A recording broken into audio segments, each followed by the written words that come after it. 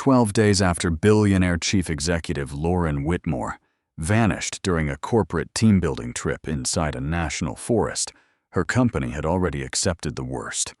Hundreds of employees, professional rescue crews, and 2 helicopters had withdrawn one by one because after 72 hours, they had not found a single trace of her anywhere on that mountain. But as the staff set up a memorial table at the resort gate, a man walked out of the tree line with Lauren across his shoulders, filthy and starved and still breathing. He was not a rescuer. He was her executive secretary, the one man who never believed she was dead. The elevator on the 52nd floor of Whitmore Holdings opened at 6:40 every morning, and Owen Carter was always already inside it. He had learned years ago that Lauren Whitmore arrived at 6:45, that she preferred her schedule printed rather than emailed, and that she read the first page, standing up before she took off her coat. Nobody had ever taught him these things. He had simply watched and remembered and adjusted until the adjusting became the shape of his life. He was 40 years old, a widower who lived alone in a rented house 40 minutes outside the city with one grown son who worked in Oregon and called him on Sundays. He had held the same title for 6 years without once asking for a different one. Executive secretary. People at the company said it the way they said parking attendant. Owen never corrected them because the title was not the point. The point was that when Lauren Whitmore walked into a room with a decision to make, she looked at him first, and he already had the answer folded in his hand. That morning, she came through the glass doors reading a valuation on the desalination contract, and she did not look up. "The board wants the Marston numbers before Thursday," she said. "They won't get them before Thursday." "They'll get them Wednesday night," Owen said. "I moved the audit call to 5 and pushed the Denver flight to Friday. You'll have the numbers on your desk at 8. She stopped at the corner of her desk and finally looked at him, and something passed across her face that was not quite gratitude and not quite surprise. It was the expression of a woman who had built an entire career on the assumption that nobody would be standing there when she turned around, and who was still adjusting after 6 years to the fact that one person always was. Lauren was 38, and she had run the company for 11 of those years. Her father had left it, half-broken and heavily leveraged, and the board had expected her to sell. She had not sold. She had fired 9 executives in 14 months, restructured the debt, and doubled revenue twice. The financial press called her decisive. The people who worked under her used other words when she was not in the room. She kept a hard distance from every employee at Whitmore Holdings, and the distance was deliberate. Her father had run the company like a family and had been robbed blind by 2 men he called brothers. Lauren had sat in a hospital chair at 27 and watched him die 3 weeks after signing a settlement his own attorneys had negotiated against him. She stopped trusting warmth that year on the reasoning that warmth is what people put in front of you right before they take something. Owen had never once tried to close that distance. He simply stood in it. He knew how she took her coffee, which of her cousins were calling to ask for money, and the exact flatness in her voice that meant she had not slept. He knew she was afraid of open water and had never told anyone at the company because she had said it once on a delayed flight to Seattle at 2 in the morning when she was too tired to hold the wall up, and he had never mentioned it again. And he knew, with a certainty he had stopped arguing with, that he was in love with her, and that saying so out loud would end everything he was permitted to have. The gap between them was not romantic tension. It was arithmetic. She was worth $2 billion, and he made $94,000 a year. She sat at the head of the table, and he stood behind the chair. There was no version of the sentence that did not sound like a man asking for something, and Owen had decided long ago that he would rather be useful for 10 years than pitied for 10 seconds. Down the hall from her office in a corner suite he had personally selected for its view, Garrett Lawson was building something quieter.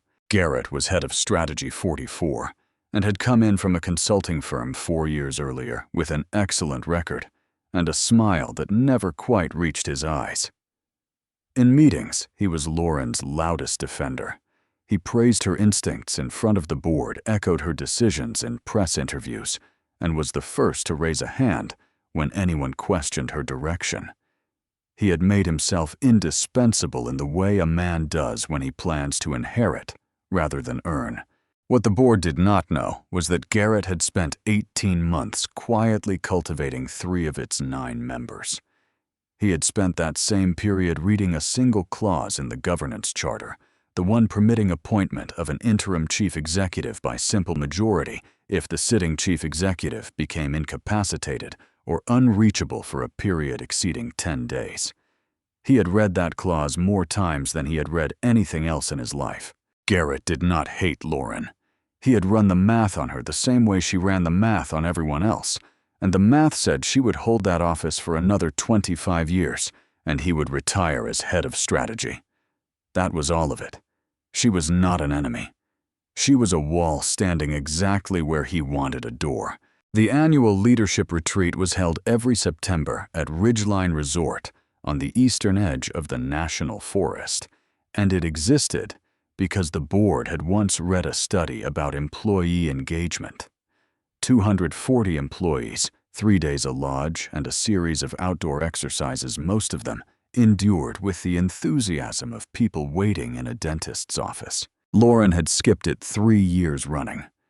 This year, with the Marston acquisition heading to a shareholder vote and a persistent whisper in the trade press that she was too cold and too remote to lead a company of 9,000 people, she decided to attend. And she decided to do more than attend.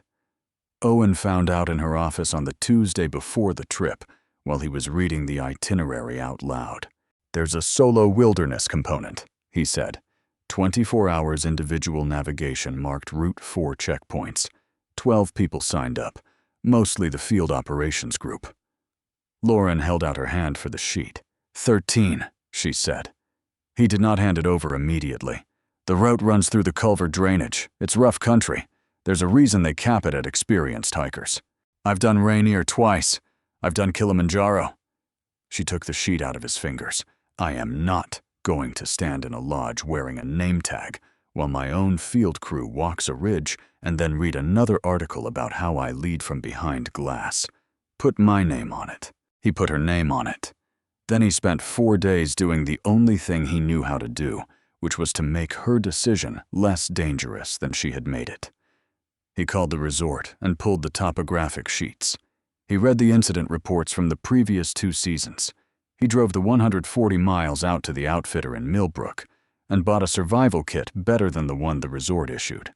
And he assembled it himself on his kitchen table at 10 o'clock at night. Purification tablets, an emergency blanket, a fire steel high-calorie bars, a signal mirror, a whistle, a headlamp with fresh batteries, and a brass-cased compass. He checked 3 separate times against the map before he closed the bag. He gave it to her in the resort parking lot on Friday afternoon, and she looked at it a second longer than she needed to. "You built this," she said. "The resort kit is a liability waiver in a bag," Owen said. "This one works." Lauren slung it over her shoulder and walked toward the trailhead briefing, and Owen stood in the lot and watched her go, and what he felt was not worry yet. It was only the ordinary low hum of a man whose entire function was to remove risk from someone else's path. The kit went into the equipment room off the lodge lobby that afternoon, tagged with her name alongside 12 others. It sat there overnight. At 7:20 that evening, Garrett Lawson walked into the equipment room with a clipboard and told the resort staffer at the desk that the strategy office needed to verify the participant manifest. The staffer, who was 19 and made $12 an hour, handed over the clipboard and went to deal with the group complaining about room keys. Garrett found the bag with her name on it in under a minute. He took nothing, and he damaged nothing. He removed the brass compass, sat down on a bench with his back to the door, and worked for roughly 4 minutes with the small flat screwdriver out of a hotel sewing kit. He did not break it. That was the part he had thought about for 2 weeks. A broken compass sends a hiker back to the trailhead inside an hour, and a broken compass gets found, and a broken compass gets investigated. So he opened the housing, seated a thin sliver of magnetized steel against the inside of the case, and closed it again. The needle still swung. The needle still settled.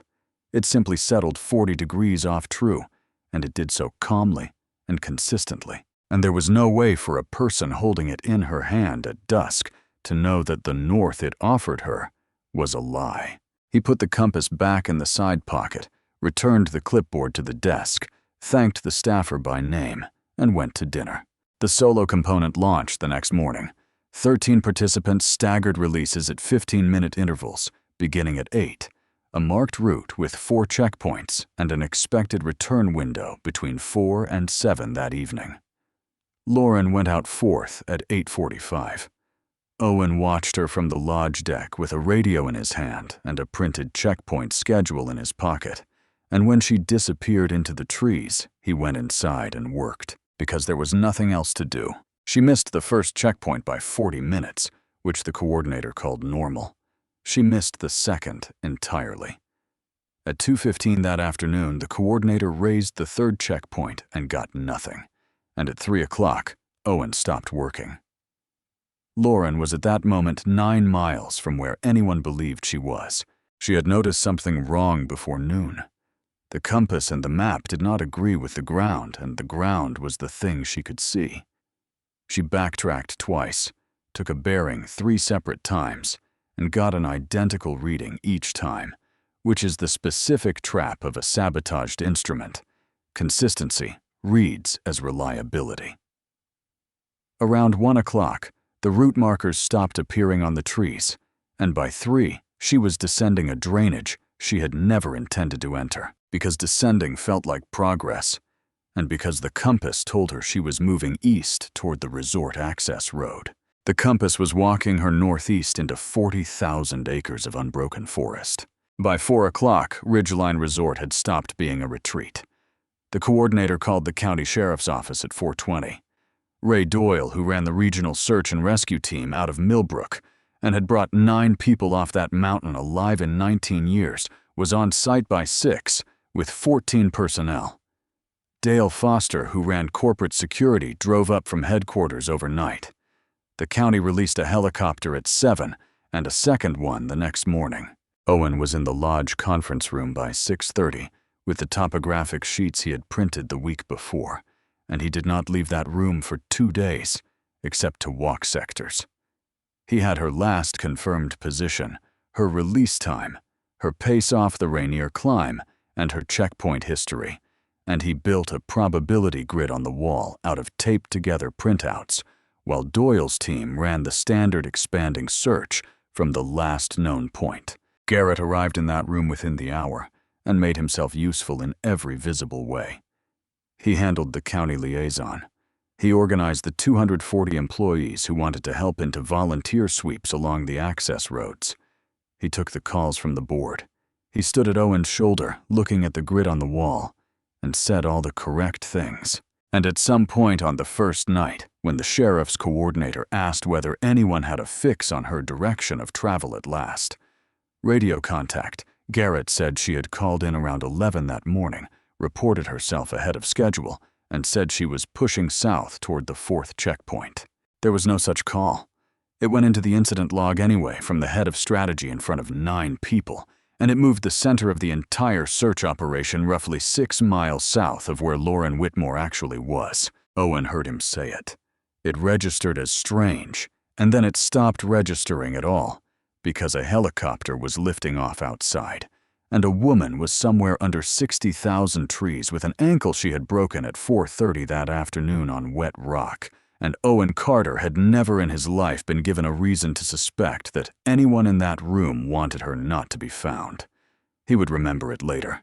He would remember it with the clarity of a man being handed a bill. That night, he only stood in front of a wall of paper until 2 in the morning, moving a red pin 4 inches to the northeast, then moving it back, then moving it northeast again. Because his math and the official search were pointing in 2 different directions, and he was the only person in the building who could not make himself let it go. By the morning of the third day, the mountain had produced nothing. Doyle's team had covered 14 square miles south of the last known point. Both helicopters had flown 18 hours of thermal grids, and 240 employees had walked every access road within reach of the resort.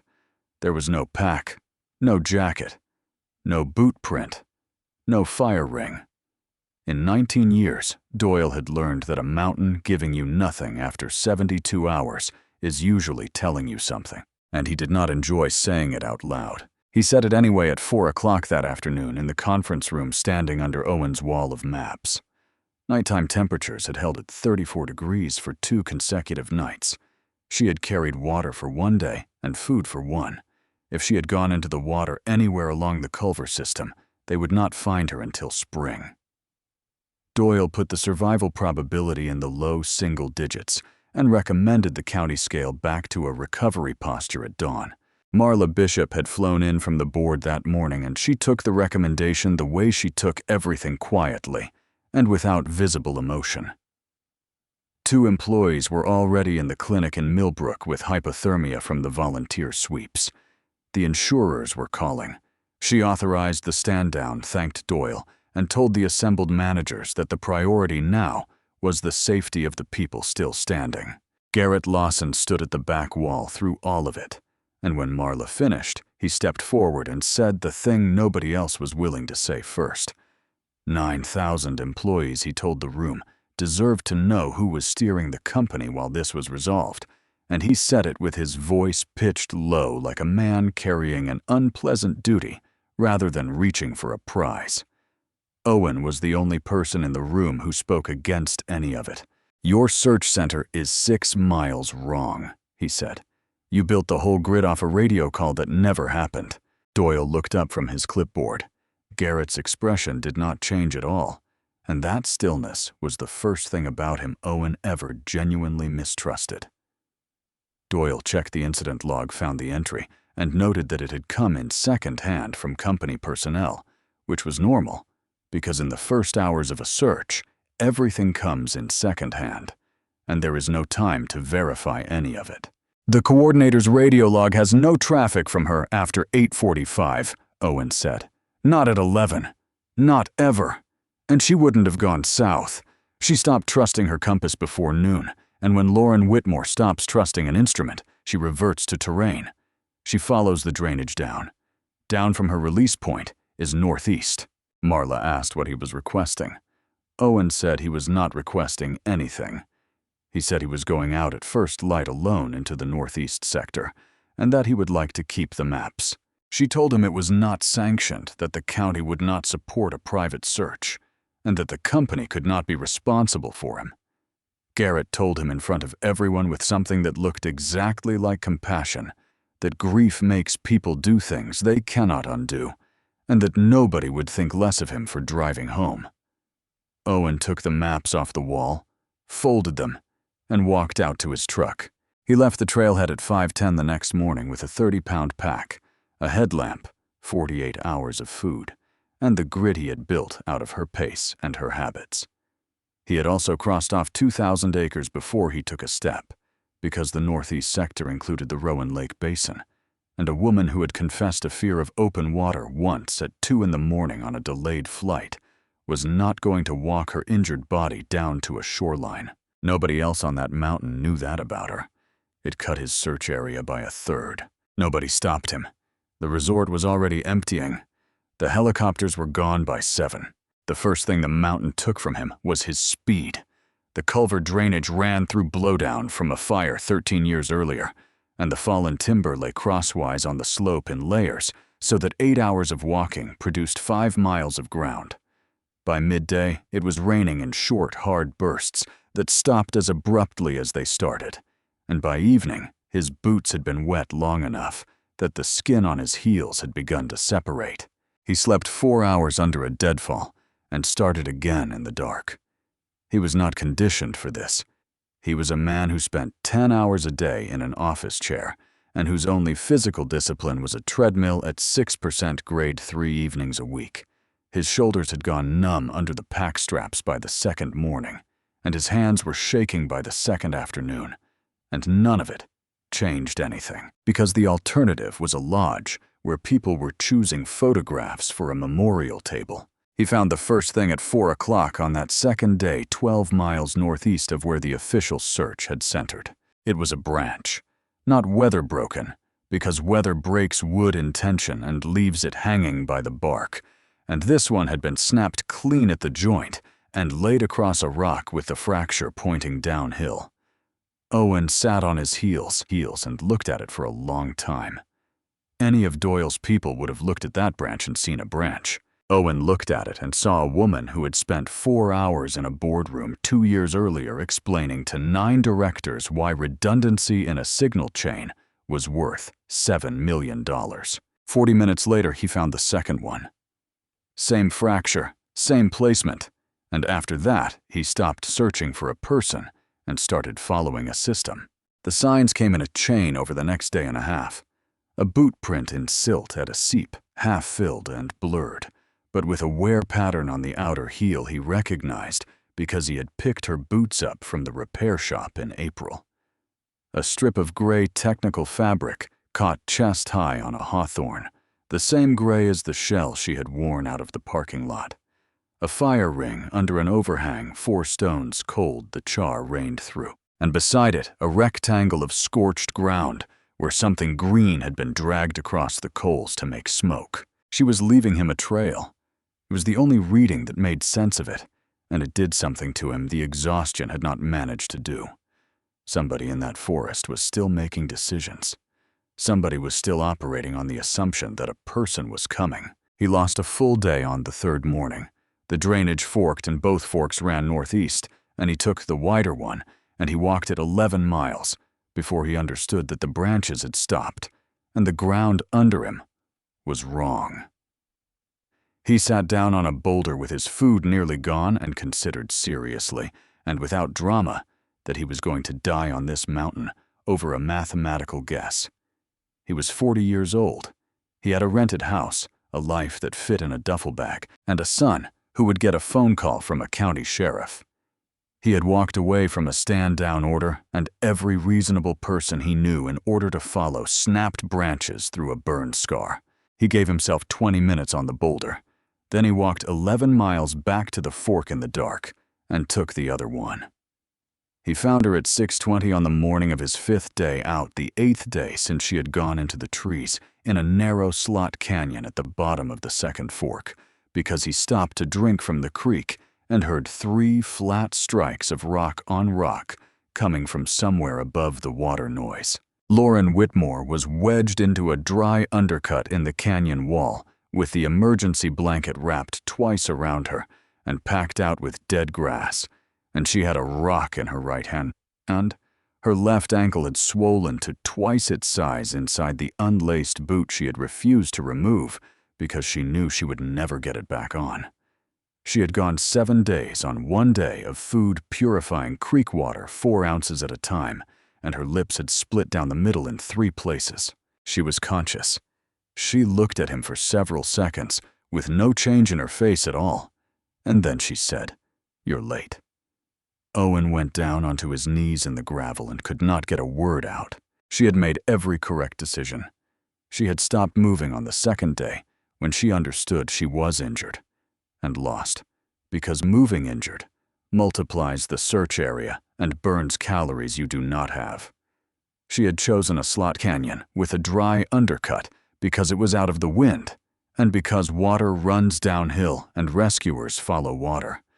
She had signaled every day in the hours when the light was best, and she had gone on snapping branches for 4 days in a widening arc around that canyon, dragging the ankle behind her on the theory that a trail is something a person can find, even when a person cannot be seen from the air. Owen got her out of the wet layers and into his spare fleece, got 2 liters of purified water into her over 90 minutes, and fed her 1/3 of a calorie bar at a time, because he had read enough to know what happens when you put a full meal into a starved body. He splinted the ankle with 2 lengths of dogwood and the straps off his pack. She did not make a sound through any of it, and that silence told him more about the 7 days than anything she said. They talked properly in the afternoon, once she had enough water in her to sit up. "The compass was wrong," she said. "Not broken. Wrong! Every reading was clean and every reading was a lie. I took a bearing on that ridge 3 separate times, and it held. And a reading that holds is the one thing you trust." She looked at the canyon wall across from her. "I walked northeast for 6 hours, believing I was walking east." Owen took the compass out of the side pocket of her pack, where it had been since the 2nd day. He held it flat and level away from the pack frame and away from his belt and let the needle settle. Then he laid it on a flat stone in the open. He stepped back and looked at the ridgeline and the sun and the direction of the water. The needle was pointing at nothing. It was pointing 40 degrees off, calmly and steadily, exactly as it had pointed for 7 days. He turned it over. There were 2 fresh burrs on the case, screws bright metal against aged brass, the marks a soft driver leaves on a screw, opened once by someone in a hurry. He worked the back off with his knife and found the sliver of magnetized steel seated inside the housing against the case wall. He set it down on the stone and did not touch it again. "I built that kit myself," he said. "I checked that compass 3 times against the map on my kitchen table on the Wednesday. It read true. It sat in the equipment room off the lobby overnight with your name on the tag." Lauren looked at that small piece of metal on the rock for a long moment, and Owen watched something reorganize itself behind her eyes, and it was not fear. It was the expression of a woman running arithmetic she had run once before, 11 years earlier, in a hospital chair. "Who told the search I went south?" she said. "Garrett." Neither of them said anything else about it because there was nothing to add. She had not been unlucky. She had been sent. They started out the next morning at first light, and the mountain answered immediately. Owen had marked his own route in with strips of orange flagging tape and cairns at every turn, 22 of them, because a man who walks alone into 40,000 acres learns fast that finding something is only half the problem. The road out was 18 miles, with a woman who could bear no weight on her left leg, and on flat ground, she could manage 100 yards at a time on a dogwood crutch leaning into his shoulder. They made 4 miles that day. They made 3 the next. On the 2nd afternoon, Owen went ahead 200 yards to scout the shelf above the creek and found the cairn he had built there taken apart. The stones were scattered downslope, the tape he had tied at chest height on a pine was gone, and there was a boot print in the mud at the base of the tree, 3 sizes larger than his own, and no more than a day old. He walked another 1/4 mile and found the next 2 markers gone as well. He did not tell Lauren for 6 hours, and when he did, she took it without any visible reaction, which by then he understood was simply what she looked like when something frightened her. Somebody was working the drainage behind them, erasing the route, and there are only 2 reasons to erase a route from a mountain: to stop someone following it in, or to stop someone walking it out. At the corporate office 140 miles away, Garrett Lawson was working a different terrain. He spent those days doing exactly what a loyal executive would do. He briefed the board twice daily. He drafted the statement for the shareholders, the statement for the press, and the statement for 9,000 employees, and each one was measured and warm and contained nothing that could be used against him later. He had the general counsel confirm in writing the reading of the governance clause on interim appointment after 10 days of unreachability. He never once suggested himself for anything. He simply arranged the room so there was only 1 chair left standing, and then waited for somebody else to point at it. Marla Bishop scheduled the vote for 11 o'clock on the morning of the 13th day. 3 of the 9 directors had already told Garrett privately that the company could not walk into the Marston shareholder vote without an authorized signature on the filings. He assured all 3 that he would serve only until Lauren returned, and he used the word return every time, and by then he had every reason to believe the word cost him nothing. Owen Carter's departure had been logged as an unauthorized absence from a company event. Nobody at headquarters had heard from him in 8 days. Garrett had stopped thinking about him entirely. The rain came in on the second night of the walk out the way it comes on the eastern slope in September, a front that stalls against the ridge and sits there for 9 hours. It took everything. The remaining flagging tape tore loose in the wind, or went under where the creek came up 4 feet and drowned the gravel bar they had planned to follow. The marks Owen had scratched into tree bark filled and ran. By morning, the drainage was a different drainage, and the route he had memorized over 5 days of walking existed nowhere, except in a soaked printout he could no longer trust, and a set of landmarks now underwater. Lauren went down at 9:40 that morning on flat ground mid-sentence. She had been running on 4 ounces of water, an hour and a third of a calorie bar 3 times a day on an injury 10 days old, and her body simply stopped negotiating. Owen got her under a spruce and could not bring her fully back. She surfaced enough to swallow water and went under again. His own hands had stopped closing properly. He had eaten 1 bar in 24 hours because he had been giving her his share since the day he found her, and when he stood up, the edges of his vision went gray and stayed gray for a count of 8. There was no radio. There had never been a radio. His phone had died on his second day out. The resort lay past 11 miles of ruined country, and no helicopter was coming because 11 o'clock on the 13th day was 50 hours away, and every institution in his life had already filed her under a different heading. He left the pack under the spruce. He put the purification tablets, the folded blanket, and the compass into his chest pocket, knelt down in the wet needles, got his arms under her, and worked her up across his shoulders. He weighed 180 pounds, and she weighed 126. He straightened his legs, found that they held, and took the first step northeast on the last thing he had, which was not strength and not hope, but the same flat refusal that had walked him off that lodge deck 7 days earlier, while 240 people packed their cars. He carried her the final 11 miles, and it took him 3 days. The arithmetic was simple, and it was brutal. On the first day, he moved 400 yards at a time, set her down, sat with his head between his knees for 6 or 7 minutes, and stood back up. He covered 5 miles. On the second day, he covered 5 more, and by then he had stopped counting yards and started counting steps in sets of 40, because 40 was a number he could still hold in his head. He had no compass he was willing to trust, so he did what she had done and used the ground. Water runs down, down leads out.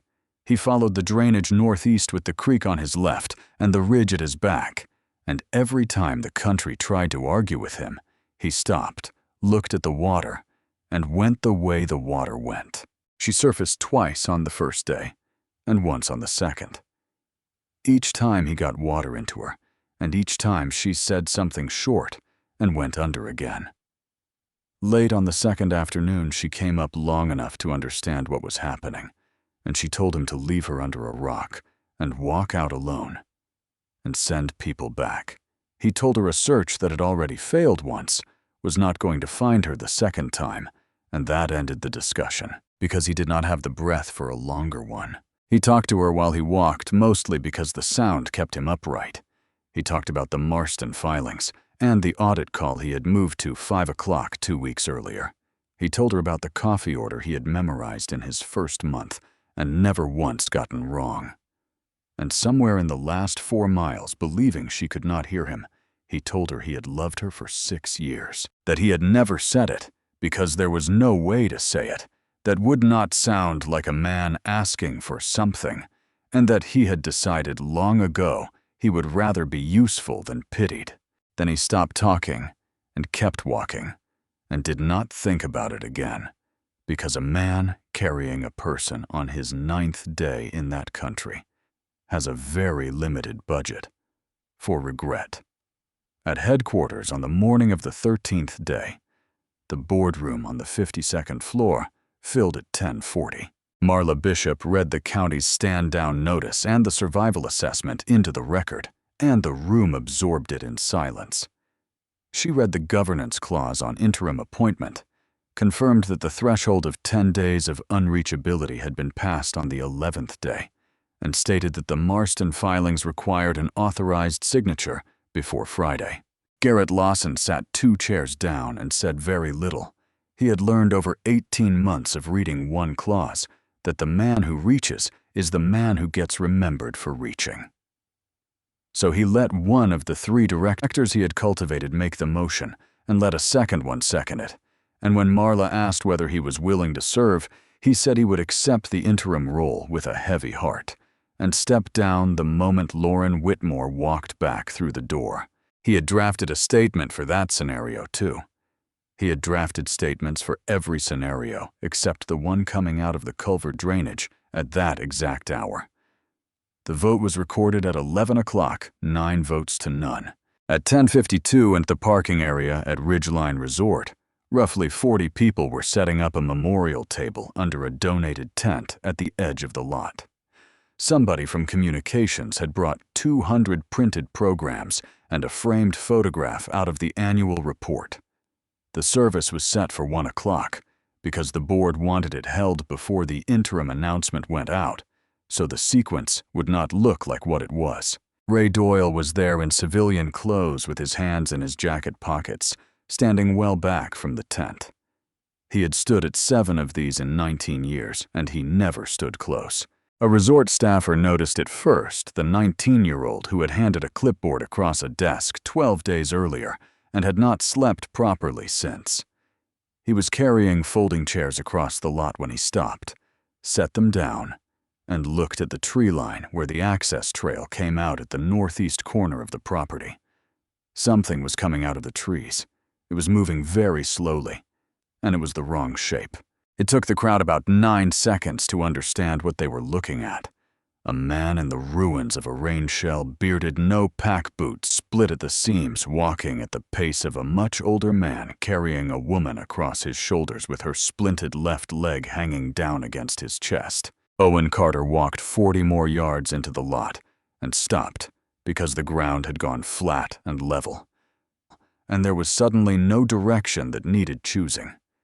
He looked at the tent and the folding chairs and the framed photograph on the table, and he understood exactly what he had walked into, and he did not have the strength left to say anything about it. Nobody moved for a moment that everyone in that lot would describe differently for the rest of their lives. 200 programs sat stacked on a table with a date printed on them. The woman in the memorial photograph was breathing 9 feet away, with her hand knotted in the collar of her secretary's fleece. Then Doyle was running, and after that, the lot came apart. They put her on a backboard on the asphalt. Doyle's crew got 2 lines into her before the helicopter set down on the far side of the lot at 11:20. Severe dehydration, a displaced fracture of the left ankle 12 days old, and a core temperature 2.5 degrees low. Doyle would say afterward that she had somewhere between 8 and 30 hours left when she came out of the trees, and that the splint had been done well enough that she would walk normally again, which was not something he had expected to be able to say. Owen refused to lie down until she was on the aircraft. Then he sat down on the asphalt beside the tent under the framed photograph and did not get up for a long time. Somebody in the crowd was already on a phone to the 52nd floor. The call landed in the boardroom at 11:04, 4 minutes after the vote had been recorded, and Marla Bishop took it standing at the head of the table with 9 directors watching her face. She set the phone down and looked at Garrett Lawson, and Garrett Lawson said, "That's not possible." It was in the end the only unguarded sentence he had spoken in 4 years, and there were 9 people in the room to hear it. Lauren was in the hospital in Millbrook for 9 days, and lucid for most of them. She gave her statement to the county investigator on the 3rd day, sitting up on the record in order the readings that held steady, while the terrain disagreed the 6 hours she spent walking northeast, believing she was walking east the 7 days in the slot canyon, and the 2 fresh burrs on the brass case screws. The compass had been in Owen's chest pocket for the entire walkout, wrapped in a strip of the emergency blanket. He had carried it 11 miles on his body, while carrying her on his shoulders, and he had done it for one reason, which was that a man who has spent 6 years removing risk from someone else's path understands what evidence is. He handed it to the investigator in the hospital corridor. The state lab report came back in 8 days. The housing had been opened. A sliver of magnetized steel had been seated against the interior case wall, deliberately positioned, producing a stable deviation of 38 to 42 degrees. It was not damage, it was engineering. It required a small, flat driver, and it left tool marks that could be compared. Dale Foster pulled the resort footage the same week. The equipment room had one camera mounted for insurance purposes and aimed at the doorway rather than the benches. It showed Garrett Lawson entering at 7:19 on the evening before the exercise with a clipboard in his hand and leaving at 7:31. 12 minutes. Nobody else entered that room all night. The staffer who had carried the folding chairs confirmed in a written statement that Garrett had asked to verify the participant manifest, that he had handed over the clipboard, and that he had left the room unattended to deal with a complaint about room keys. The radio log was the third piece. There was no traffic from Lauren Whitmore after 8:45 on the morning of the exercise. The 11 o'clock report of a southbound position, the report that had held the center of a 14-person search 6 miles wrong for 3 days, existed nowhere except in the incident log entered secondhand, sourced to the head of strategy. The fourth piece came out of Garrett's own bank records. $9,000 had gone to a man named Wade Brennan, a licensed backcountry guide out of Millbrook, on the 6th day. Brennan told the county he had been hired to walk the Northeast Forks and pull down any markers he found, and that he had been told the markers were left by a trespassing film crew and were drawing hikers into unstable ground. He had removed 6 cairns and roughly 200 feet of flagging tape before the rain drove him out. He was charged with obstruction and cooperated completely. Garrett made one attempt. In a meeting with the general counsel and 2 directors, he suggested the whole account had been assembled by an executive secretary who had spent 12 days alone in a forest, who had disobeyed a stand-down order, who had a documented personal attachment to the chief executive, and who had come back in a condition where a man might sincerely believe things that had not happened. He suggested that a woman who had gone 7 days without food was not a reliable witness to her own navigation. It failed on the tool marks. The driver from the hotel sewing kit was still in his own room and had been collected by the county on the 2nd day of the investigation, and the lab matched it to the burrs on the brass screws. After that, nothing he said mattered. He was arrested in the lobby of the building on a Tuesday morning.